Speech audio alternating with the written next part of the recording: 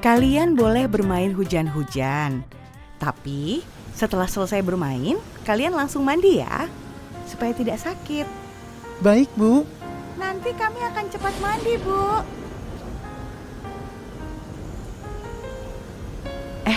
Kalian tahu nggak? Ada seorang nabi yang berdoa supaya hujan tidak turun. Lalu hujan benar-benar tidak turun.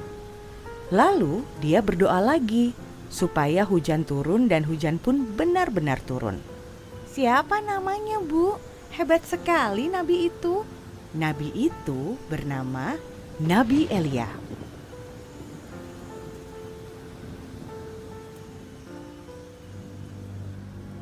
Pada zaman dahulu di Israel ada seorang nabi bernama Elia. Ia berasal dari kota Tisbe. Pada suatu hari ia datang kepada Raja Ahab yang memerintah kerajaan Yehuda. Ahab, engkau sudah diangkat oleh Tuhan menjadi Raja Israel. Tetapi engkau telah menyembah dewa-dewa Kanaan. Engkau telah membuat orang-orang Israel ikut-ikutan menyembah dewa-dewi. Ketahuilah Nabi Elia, dewa Baal yang disembah oleh orang Kanaan itu lebih hebat dari Tuhan Allah Israel. Dewa Baal berkuasa atas langit dan dapat menurunkan hujan. Allah Israel tidak berkuasa atas langit. Ia tidak dapat menurunkan hujan. Kamu salah, Ahab. Baal sama sekali tidak berkuasa. Allah Israel lah yang berkuasa menurunkan atau menahan hujan. Aku lebih percaya kepada Baal. Ia berkuasa atas langit. Dengarkan ucapanku, Ahab.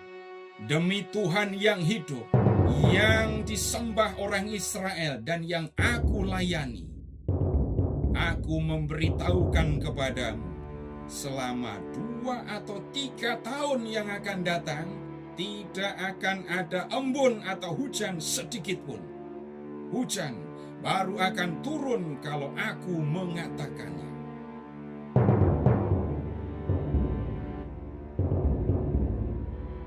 Tinggalkan tempat ini. Pergilah ke seberang timur sungai Yordan. Dan bersembunyilah di sana dekat anak sungai Kerit. Engkau dapat minum dari anak sungai itu, dan burung gagak akan kusuruh membawa makanan untukmu. Baik Tuhan, aku akan pergi ke sana. Elia melakukan perintah Tuhan dan pergi ke sungai Kerit lalu tinggal di situ. Elia minum dari anak sungai itu dan makan roti dan daging yang dibawa oleh burung gagak setiap pagi dan setiap sore. Setelah beberapa waktu lamanya, sungai itu pun kering karena tidak ada hujan.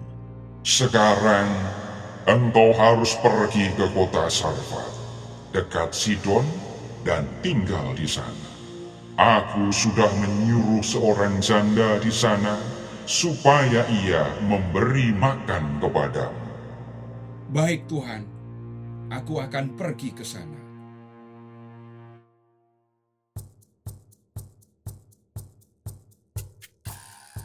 Ibu, tolong ambilkan sedikit air minum untukku.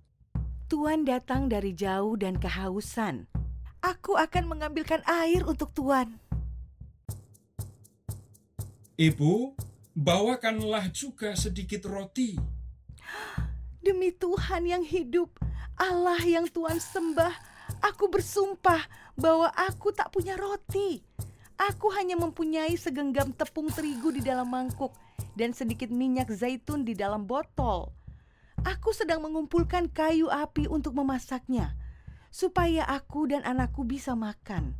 Itulah makanan kami yang terakhir. Sesudah itu, kami akan menunggu mati saja. Jangan khawatir, Ibu.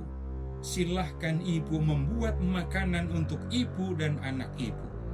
Tetapi sebelum Ibu memasak untuk Ibu dan anak Ibu, buatkan aku 1 roti kecil dari tepung dan minyak itu, dan bawalah kemari. Sebab Tuhan Allah yang disembah orang Israel mengatakan bahwa mangkuk itu selalu akan berisi tepung dan botol itu selalu akan berisi minyak sampai saat Tuhan mengirim hujan ke bumi. Ibu itu melakukan apa yang dilakukan Elia. Mereka bertiga mempunyai persediaan makanan yang cukup untuk berbulan-bulan lamanya. Seperti yang sudah dikatakan Tuhan melalui Elia, mangkuk di rumah ibu itu selalu berisi tepung dan botol itu selalu berisi minyak. Setelah beberapa waktu lamanya, pada tahun ketiga musim kering itu, Tuhan menjumpai Elia. Pergilah menghadap Raja Ahab. Tidak lama lagi, aku akan menurunkan hujan. Baik Tuhan, aku akan menemui Raja Ahab.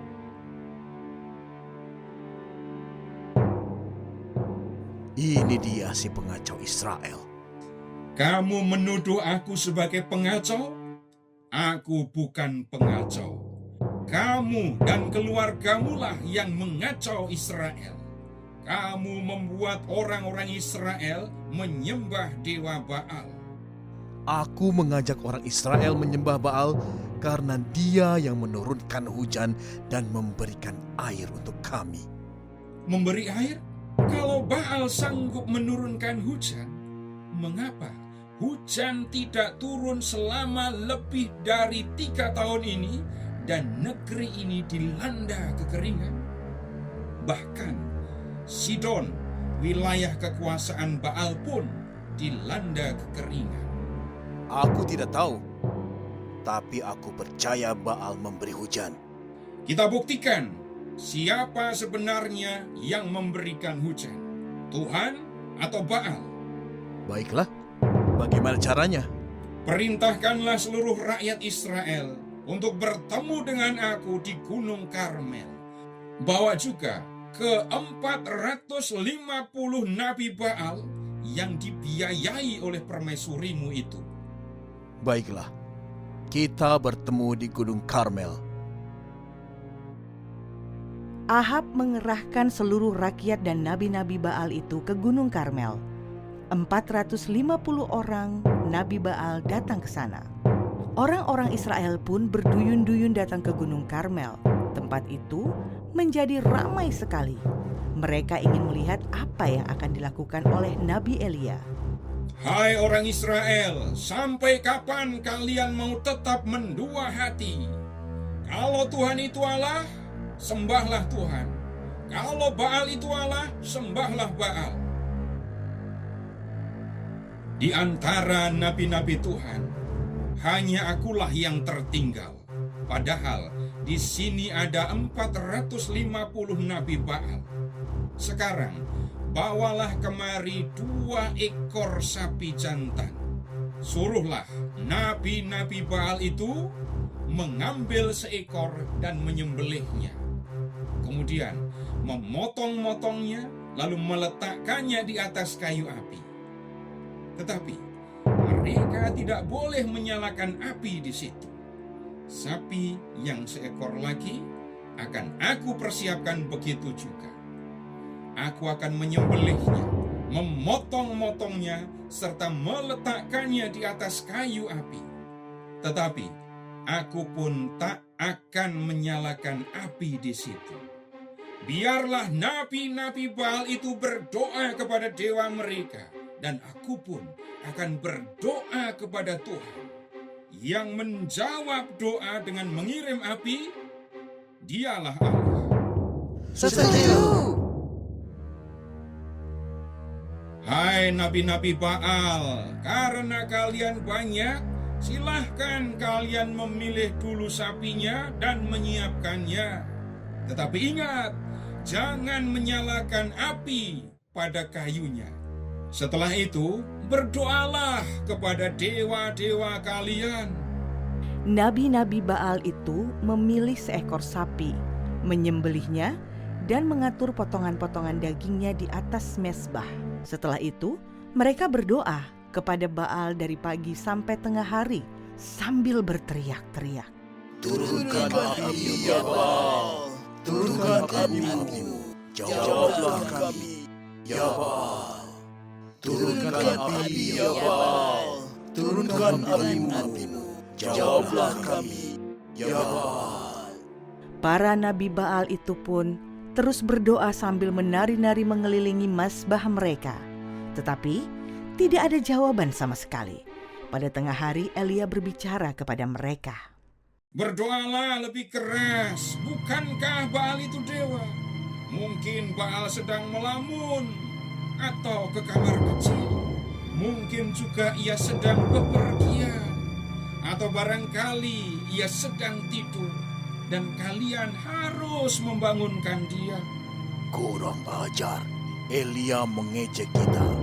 Dia mengejek Dewa Baal. Tetapi mengapa Dewa Baal tidak menjawab doa kita? Ayo kita panggil Baal lebih keras lagi. Jangan sampai Elia mempermalukan kita dan mempermalukan dewa kita. Jawablah kami, Baal. Turunkan api dari langit. Bakar kurban ini. Nabi-nabi itu berdoa lebih keras lagi, seperti yang biasanya mereka lakukan. Mereka menggores-goresi badan mereka dengan pedang dan tombak sampai darah bercucuran. Begitulah mereka terus-menerus sampai petang hari seperti orang kesurupan. Tetapi tidak ada yang menjawab, tidak ada yang memperhatikan. Mereka sampai kelelahan. Sekarang giliran Nabi Elia mempersembahkan kurban. Hai orang Israel, marilah mendekat. Kalian akan menyaksikan bagaimana Tuhan adalah Allah. Dia yang berkuasa atas langit. Dia yang berkuasa untuk menurunkan dan menahan hujan. Orang-orang Israel semua berkumpul di sekeliling Nabi Elia. Kemudian ia mulai memperbaiki mezbah Tuhan yang telah runtuh. Ia mengambil 12 batu. Setiap batu mewakili salah satu dari kedua belas suku Israel. Dengan batu-batu itu, Elia membangun kembali mezbah Tuhan. Di sekeliling mezbah itu, ia menggali parit yang cukup besar sehingga dapat menampung kurang lebih 15 liter air. Ia menyusun kayu api di atas mezbah, lalu memotong-motong daging sapi dan menaruhnya di atas kayu itu. Isilah 4 tempayan dengan air sampai penuh. Lalu tuangkan air itu ke atas persembahan kurban dan kayunya. Baik, Tuan. Sekali lagi, Baik, Tuan. 1 kali lagi. Baik, Tuan. Ya Tuhan, Allah yang disembah oleh Abraham, Ishak, dan Yakub, nyatakanlah sekarang ini bahwa Engkaulah Allah di Israel dan aku hamba-Mu. Nyatakanlah juga bahwa semua yang aku lakukan ini adalah atas perintah-Mu. Jawablah aku, Tuhan. Jawablah aku, supaya rakyat ini tahu bahwa Engkau, ya Tuhan, adalah Allah. Dan bahwa Engkaulah yang membuat mereka kembali kepadamu. Tuhan mendengarkan doa Elia lalu mengirimkan api dari langit dan membakar hangus kurban itu bersama kayu apinya, batu-batunya dan tanahnya, serta menjilat habis air yang terdapat di dalam parit itu. Pada saat itulah rakyat melihat hal itu, mereka tersungkur ke tanah. Tuhan itu Allah. Sungguh Tuhan itu Allah. Tangkap nabi-nabi Baal itu, jangan biarkan seorang pun lolos. Bawa mereka ke sungai Kison. Benar ucapanmu, Elia. Tuhan adalah Allah. Dia berkuasa atas langit dan bumi. Engkau sudah melihat sendiri buktinya. Lihatlah, Tuhan akan menurunkan hujan. Lebih dari 3 tahun lalu engkau telah mengatakan bahwa tidak akan turun hujan kecuali kalau aku mengatakannya. Sekarang engkau mengatakan bahwa Tuhan akan menurunkan hujan. Sebentar lagi, hujan akan turun, sebab derunya sudah terdengar.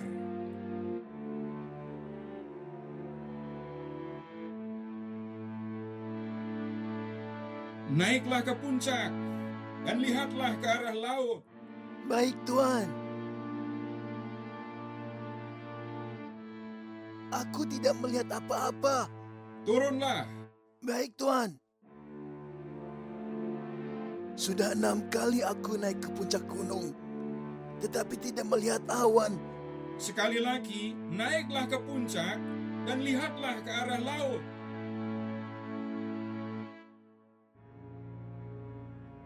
Aku melihat awan sekecil telapak tangan datang dari arah laut.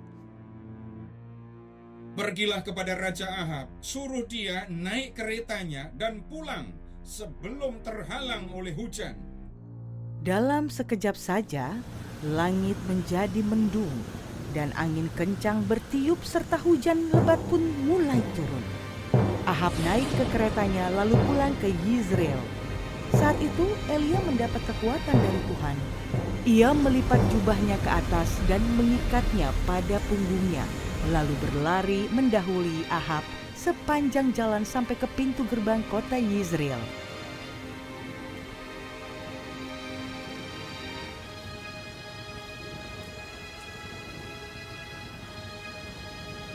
Kalian sudah mendengar kisah tentang Nabi Elia. Senang gak kalian mendengarkannya? Senang, Bu. Elia adalah manusia biasa sama seperti kita. Dan ia telah bersungguh-sungguh berdoa supaya hujan jangan turun. Dan hujan pun tidak turun di bumi selama 3 tahun dan 6 bulan. Lalu ia berdoa pula dan langit menurunkan hujan dan bumi mengeluarkan buahnya. Tuhan mendengarkan doa Nabi Elia. Pasti karena Elia terus mendengarkan firman Tuhan. Benar kan, Bu? Benar, Nak. Doa orang yang benar bila dengan yakin didoakan sangat besar kuasanya. Kalian ucapkan bersama. Doa orang yang benar bila dengan yakin didoakan sangat besar kuasanya.